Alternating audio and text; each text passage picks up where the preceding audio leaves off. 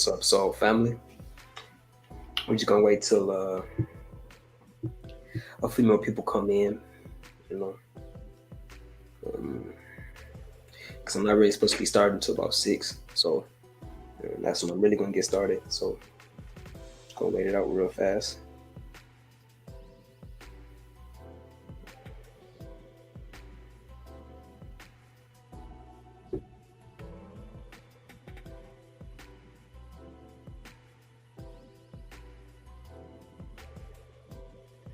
I'm definitely gonna be editing this video though, for sure.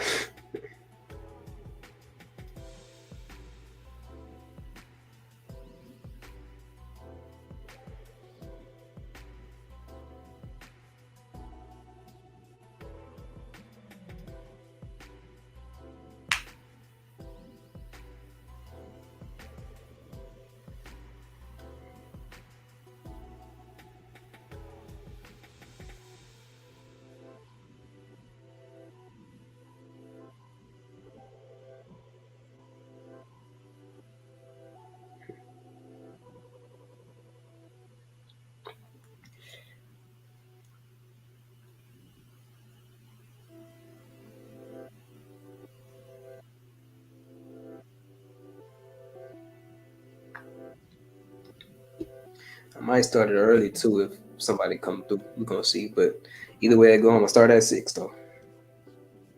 Either way I go.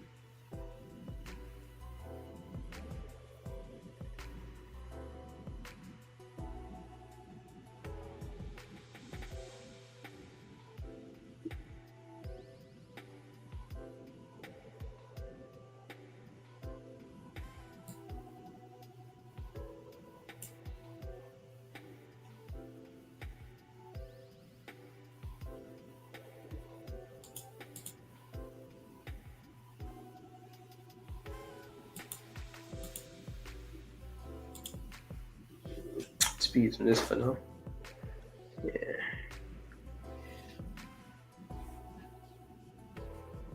We'll get into the templates and stuff in a little bit. There we go. We got one viewer in the house, they say. Oh, Healing Shadows. Long time no see. How you doing? It's been a while.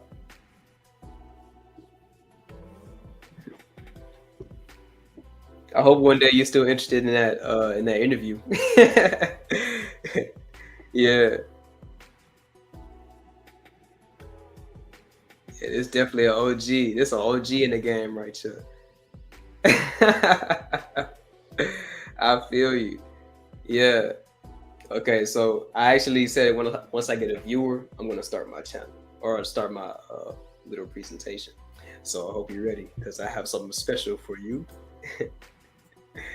I have this. Cue in 3, 2, 1.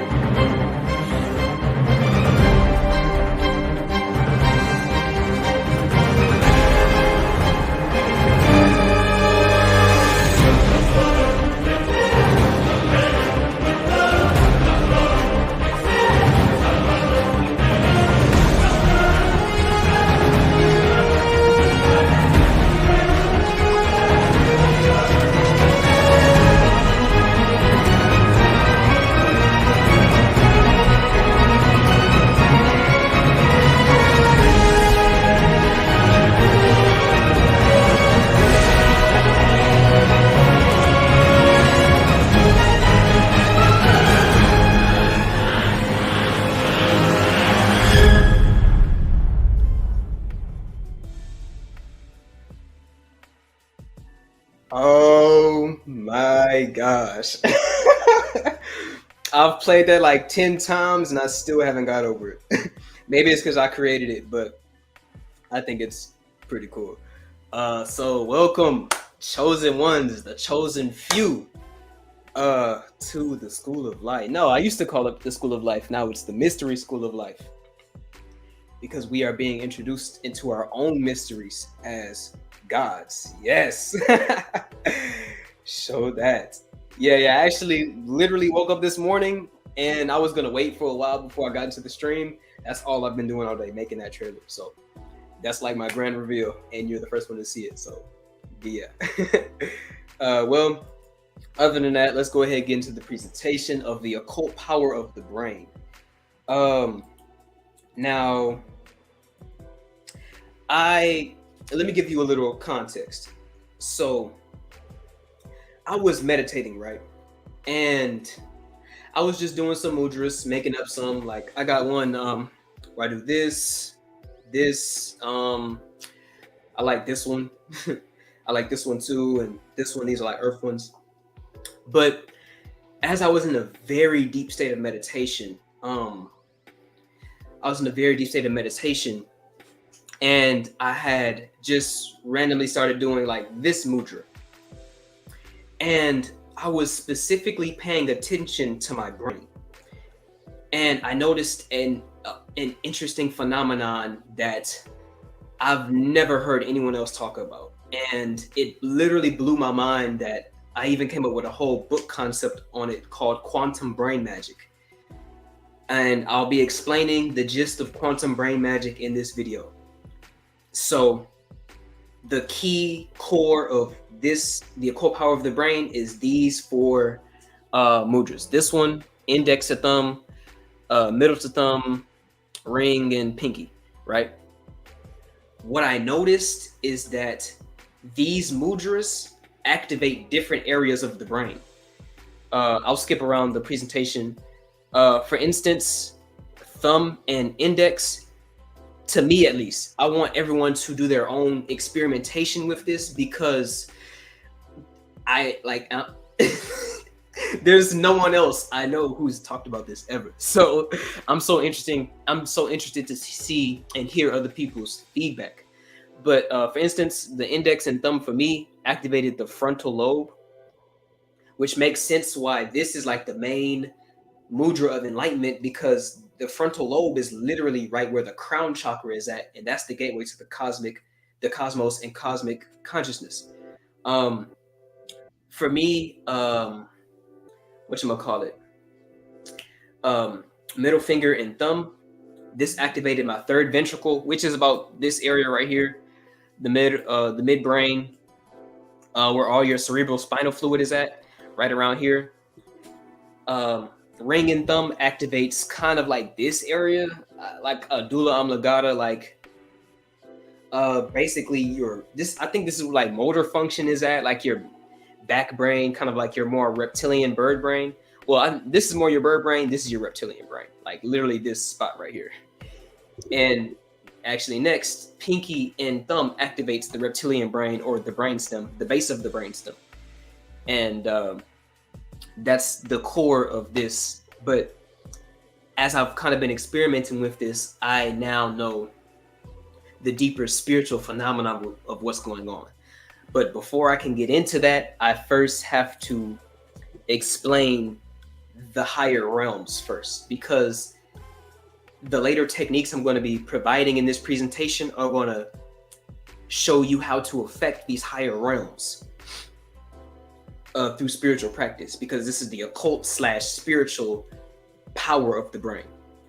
So first, I'm gonna check if I had any comments or any new viewers first. Can you do it? Oh, wow. Yeah, I've actually, you know what? I've actually been thinking about doing this.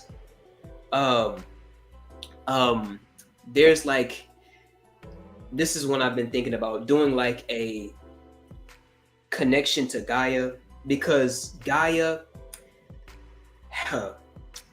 on higher dimensions,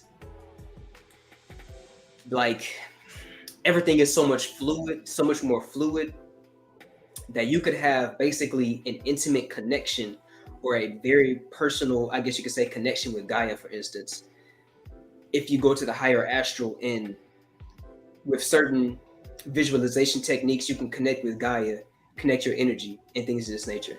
This is why in ancient like Egypt, Maya, not Inca, but Aztec, they actually worshiped the sun, and it was Amun Ra, the hidden sun, the spiritual or occult aspect of the sun, which is the higher astral part of the sun that you can connect with in meditation.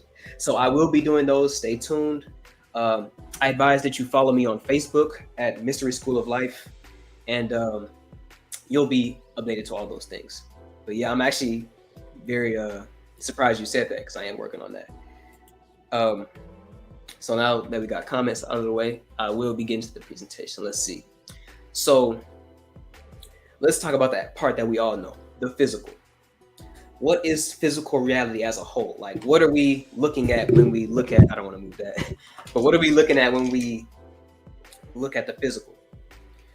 So basically, why people say anything is possible and your imagination is your limit is because really the third dimension is a sort of illusion. The third dimension, as I state here, is a fourth dimensional vacuum. Basically, I'll explain it here. I actually wrote it down. The tree of life equivalent of the physical is Malkuth on the tree of life, which operates like an hourglass. And you know how like an hourglass, you get all the sand and it's focused onto one point? That's kind of what the physical is. But I explain it like this. This hourglass operates like an hourglass with different colored sand. So imagine like red sand, blue sand, yellow sand, orange sand, and whatever. Each colored sand being filtered down into the bottom, or like the bottom half of the hourglass, making an amalgamation or combination of all the sands. So the astral, etheric, and quantum or causal plane all get mushed together and morphed together into Malkuth or physical reality. And I explain this by the tesseracts that you see here. In the science of the tesseract, which is a fourth dimensional object, you have an outer cube being reflected inward in on itself into a reflection of itself. So basically, the inner cube is reflecting the outer cube. And that's kind of what our reality is. You could basically say that our reality is an astral projection or vacuum, which basically is sucking in possibilities and solidifies them in a vibrational wavelength. Because once you start getting vibration, it can't randomly turn into a whole nother vibration outside of a certain spectrum. You feel me?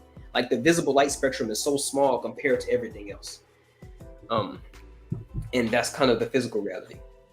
Now, what's right above the physical is basically the etheric realm or the lower astral, the template for Malkuth, which is the outer cube, basically.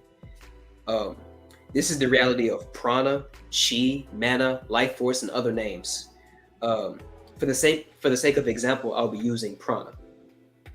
The reason that prana and breath are so connected is that the subtle distortion of space-time that is called the etheric emanation is basically right above the physical.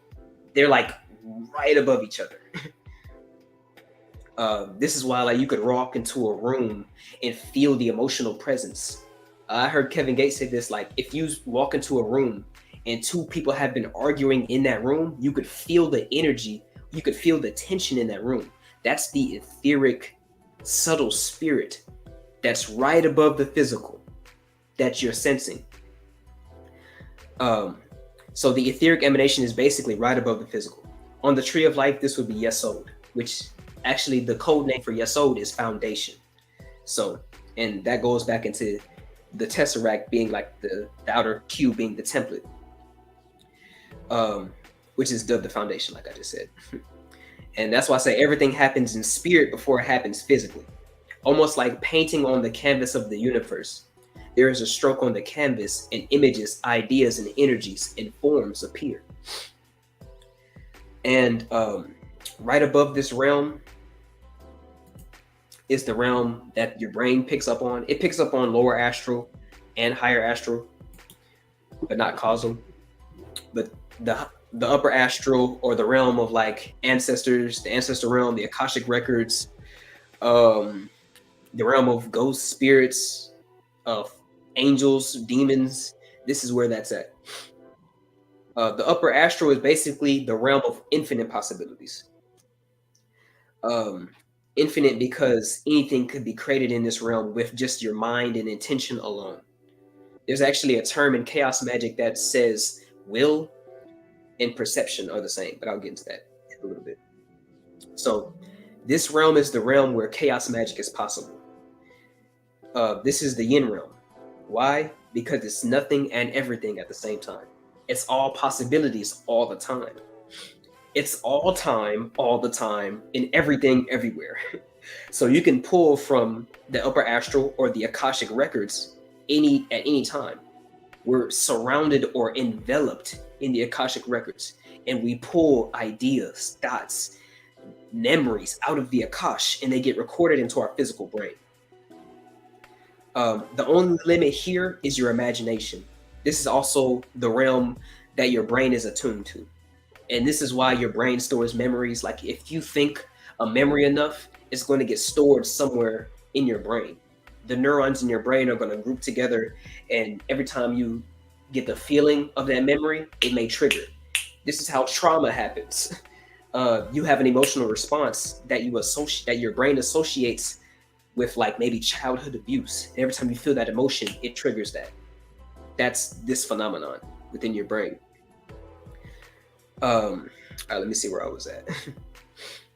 The only limit here is your imagination, and there's also the realm that your brain is attuned to. This realm is the realm of the higher light or vibrations that respond to your will, beliefs, and attention, as I just said. For example, in chaos magic, there's a saying that goes that will and perception are the same, meaning that what you perceive and believe will attract the astral energies that correspond with that perception. For instance, you perceive a beautiful sunset. This causes the energy of peace and awe to enter your auric field from the zero of an infinite potential energy. Just like clay or Play-Doh, ready to be molded by your perception, which is a distortion of space-time. And with this is like where the law of attraction comes from, speaking affirmations, speaking into your reality, because due to belief, due to your perception, you magnetize those energies into your reality, or towards you, so to speak. Now we move to the causal plane. Every time I talk about the causal plane, it blows my mind, because it's basically the power, I guess you could say, of God. It's quite a mysterious plane of existence that I'll explain now. I don't want to hold you guys too much. Now, the causal plane, or the quantum realm, is the gateway unto which all planes are connected. This is the glue that glues the upper astral, lower astral, and the physical all together. The wormhole which makes this whole connected web possible. Through the quantum gateway, you can zip through realities and elevate or descend the dimensions. In the hourglass example, this is the nexus, or the skinny point that the sand passes through in order to drop to the bottom. In the Big Bang Theory, for instance, this is actually proven by physical scientists and materialist scientists. They said in the Big Bang Theory, the universe sprouted from an infinitesimally, I believe I'm saying that right, or just an infinitely dense point just randomly in the universe, and it expanded out. That's our physical reality crossing from one world into this world through the quantum gateway. Let me see where I was at. You can zip through realities and elevate and descend the dimensions. In the hourglass, I already said that. Big Bang Theory, and yeah. The full complications of this realm isn't understood by the conscious mind. Therefore, on the tree of life, this is dark, the void, or the abyss. Because you can't understand what's outside of your reality. So that's why I say the causal plane is a mind twister, for real. And now I'm about to go ahead and explain our relation with all of these planes now that I've basically um, explained all of the dimensions. Any questions?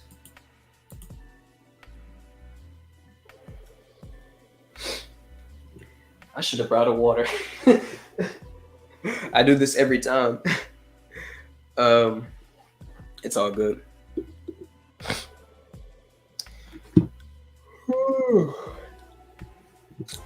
All right. Looks like we're good off questions. So I'm about to go ahead and get back to the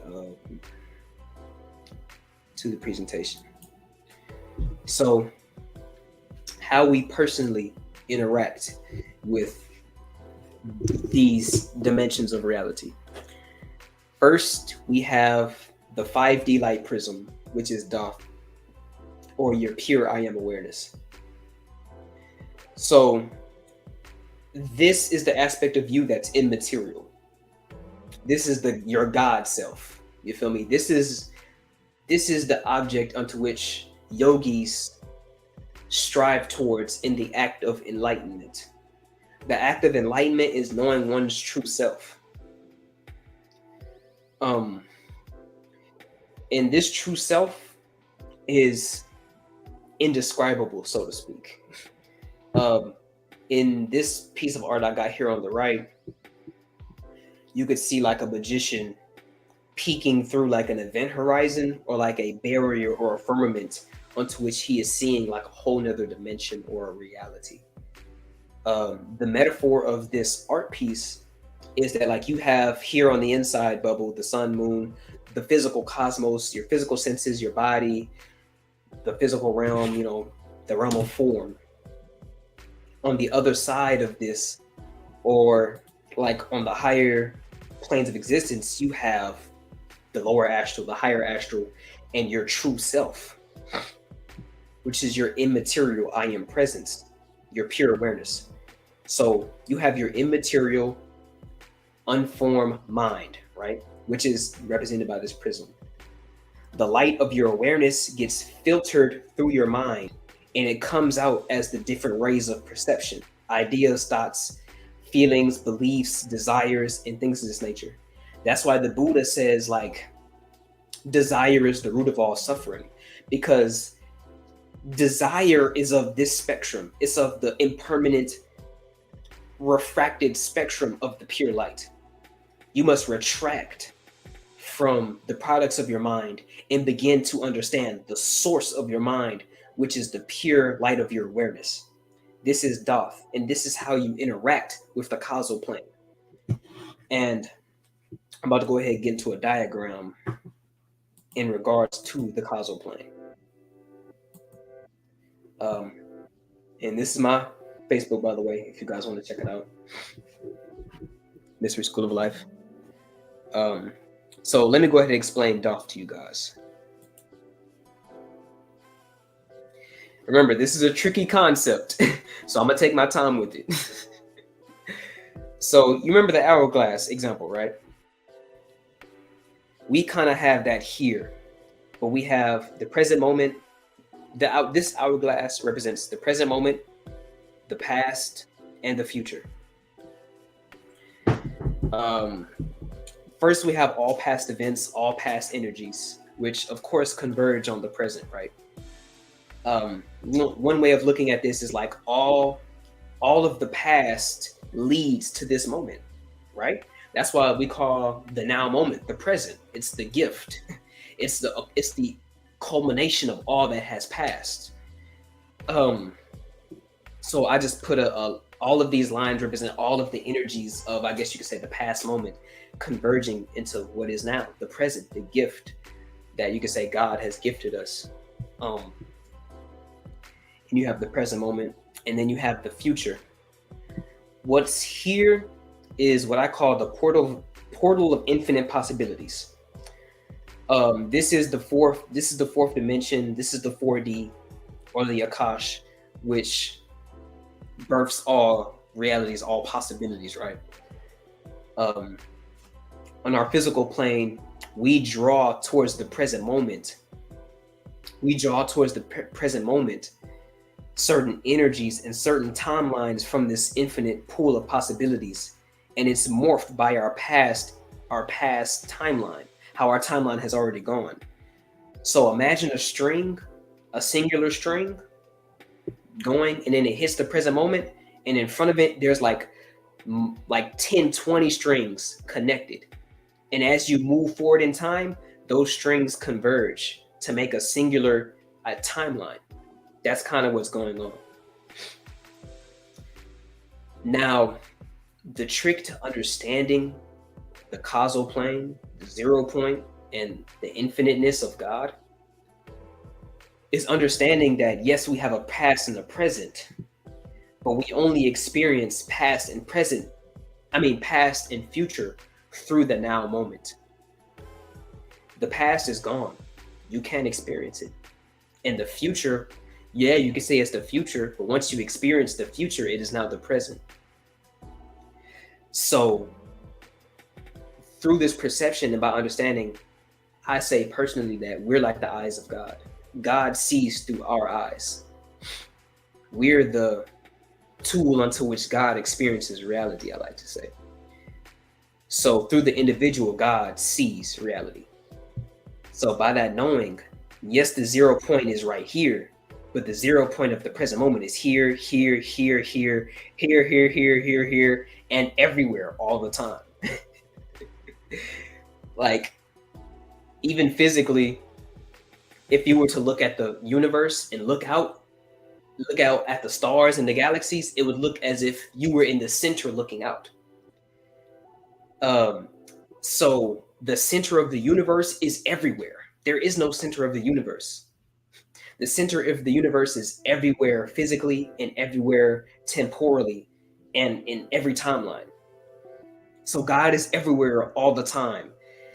And when I kind of came up with this concept or discovered this concept, it really opened my mind to the idea of God and things of this nature. And the interesting thing about this is that you can't capture the present moment. As soon as you try to capture it and quantify it, it disappears. So the infinite, the 0, God is right here, right now. That's why enlightenment is realizing that right now you are God. You are the intimate experience of God. The now moment, the present. So that's the best way I can describe the causal plane. It's the present moment, it's the 0 and the 1. It's the nothing and the everything, everywhere, all the time. That's why the causal plane breaks, it grinds my gears.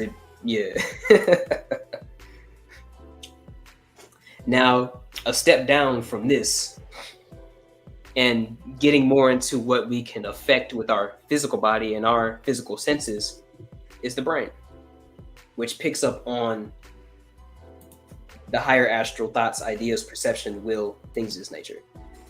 The brain is attuned to the higher and lower astral, but not the causal.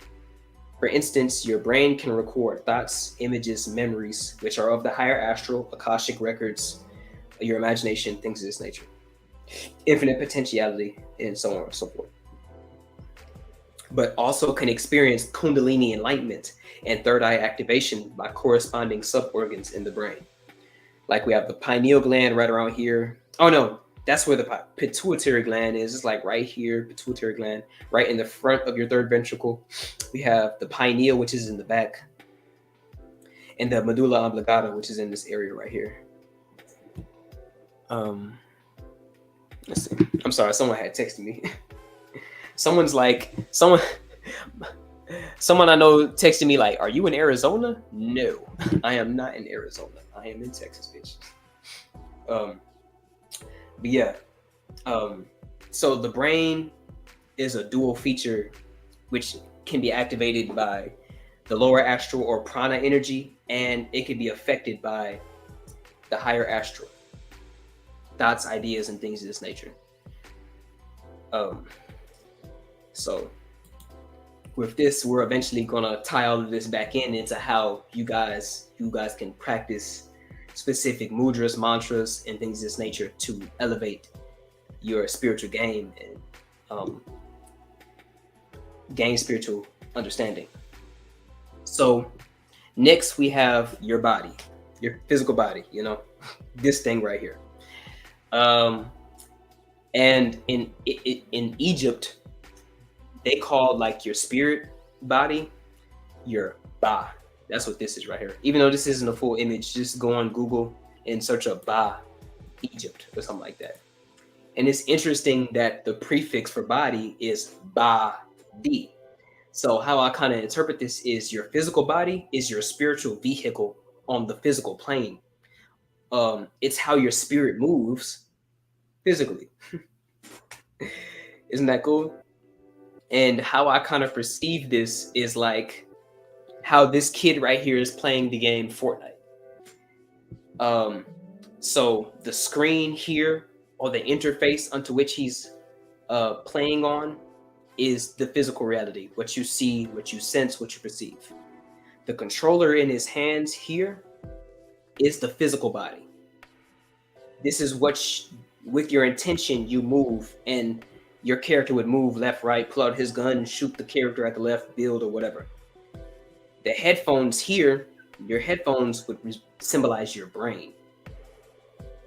If you guys ever played like a video game, or especially like a first-person shooter, Call of Duty, World of Warcraft, or anything of this nature, you would know that like if you get shot, you're like a character in your headset would be like, look out, you have someone shooting you behind you, or you got to build, or whatever, right? Why this equates to the brain is your brain is firing signals that your soul or your awareness picks up on, and it like tells you like what you should do to like maneuver within the game. You feel me? Like if you're getting shot on the left, your controller's going to vibrate. That's like physical pain. And your headphones are going to tell you like, look, you're getting shot. Like, get the fuck out the way. And so basically the headsets or your brain is what immerses you in this reality. And when I found this image, I just was like, oh shit, this is a perfect example. So just like the little kid playing Fortnite is how we interact with our body, our spiritual vehicle in the physical realm. It's spiritual because we interact with the body through intention alone, which gets picked up by the brain and body and is turned into electrical signals that fire based off one's intent. So you could set the intention to close your arm, do mudras, all of that. That's just your intention. We think that we're moving our body. No, that's actually just the electrical signals responding to our intention. We're actually not moving our body. It's just electrical signals firing. And this is why you can control your body. The interesting part and what kind of tricks us is that our brain has compulsory movements. Like sometimes it could do its own thing. Surprising because it's a culmination of billions, trillions of living organisms. But hey, your brain, for instance, stores some electrical signals that allow you to go on autopilot, for example, such as fight or flight response, and other compulsory movements and functions such as unconscious breathing and organ function. So your brain works on two fronts. It works on the physical to keep you basically alive, and it works on the astral to respond to your will, intention, thoughts, ideas, and things of this nature. It's because it's your spiritual body. It's meant for you to use and carry out however you wish.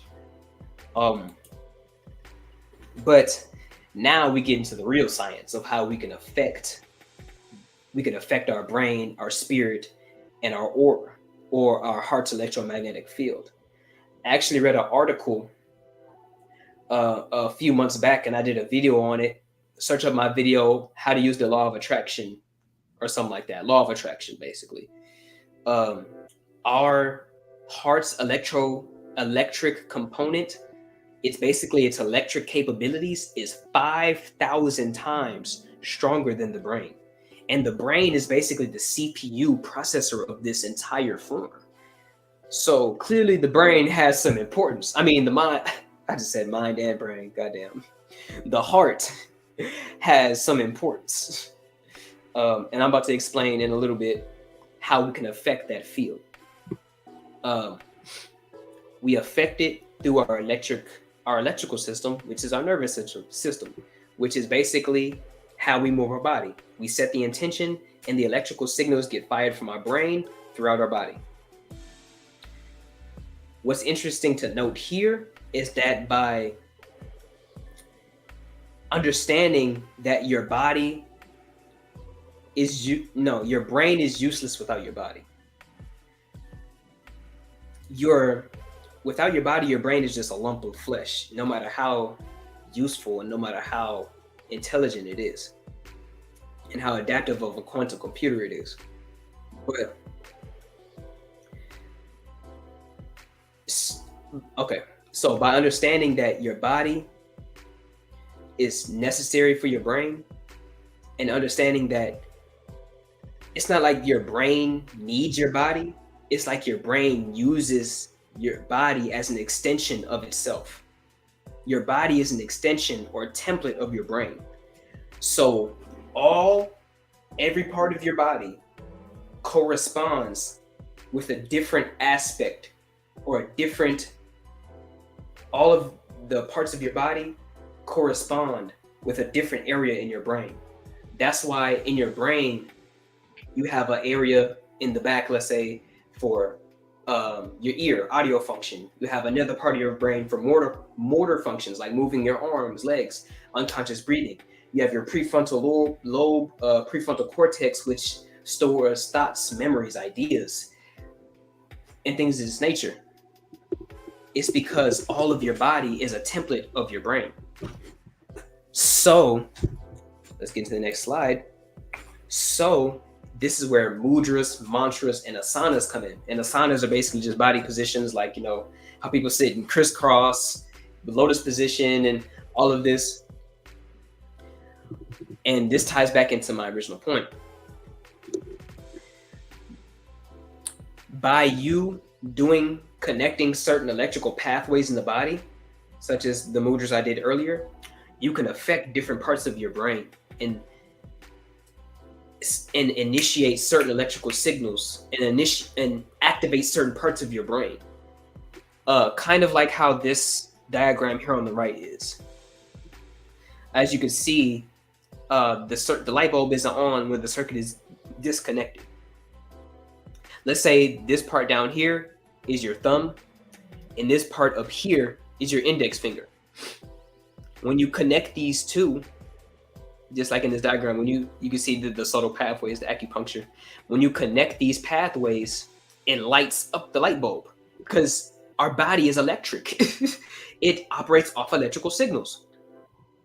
And it's basically like multifaceted circuits. So you have, let's say this is red, blue, green. This is the blue and green circuit, or the blue and I forgot what I just said, but blue and red circuit, boom, and the blue and green circuit, boom. And I'm about to go ahead and say what I said here. So now that you know how to manipulate your auric field, oh wait, one more point. Once you do like certain mudras and activate different parts of your brain emanates that frequency, and it gets picked up by your morphinogenic electromagnetic field. This is how you affect your aura. This is why people do this mudra and om, because they're training their auric field to be in alignment with their spirit. That's why spiritual practice is important. Every day, meditation every day, mantras, even just your own mantras, like I am wealthy, I am healthy, I am prosperous, I am God. Just anything. Mantra could be anything, as long as you believe in it. That's how the power gets put into it. So just as how you saw in the nervous system in the last slide, you see here acupuncture lines, which are spiritual lines. And this goes back to the tesseract, the spiritual template for the physical, which are these spiritual lines or chakra lines. These lines work like conduits for subtle energy. which is useful for energy work because by connecting different fingers, you can create a different signal in your brain, which then emanates out into your field, like I stated earlier.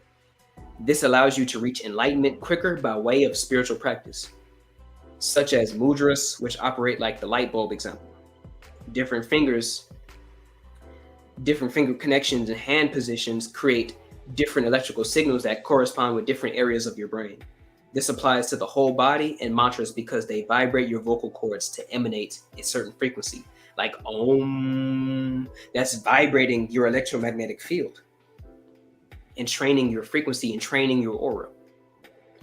And the key to understanding this is understanding that the astral is the template for your brain, but your brain is the template for your body in an all-encompassing interconnected system.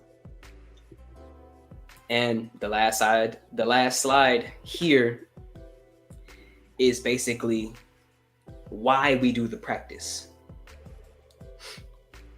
With these techniques, one would attune themselves to a frequency above the physical, leading to enlightenment of one's true nature, one's true multi-dimensional nature, and the realization that ye are gods. So I hope you guys enjoyed this presentation.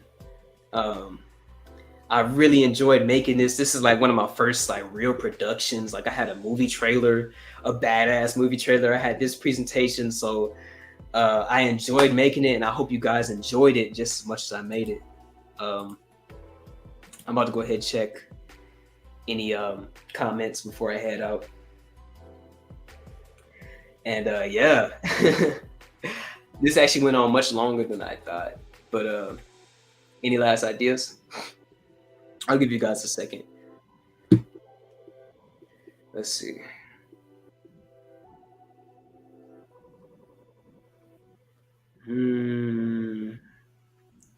Let's see. All right, doesn't look like it, at least. All right, so family, it has been a pleasure being with you guys today. Make sure to check out my socials. On IG, I am Young OG 55. On Facebook and YouTube at Mystery School of Life, and you can check me out on TikTok at Question the Answer. There's like a whole bunch of different accounts called Question the Answer, so look for this logo here. But other than that, I will check you guys later in the next video. Peace.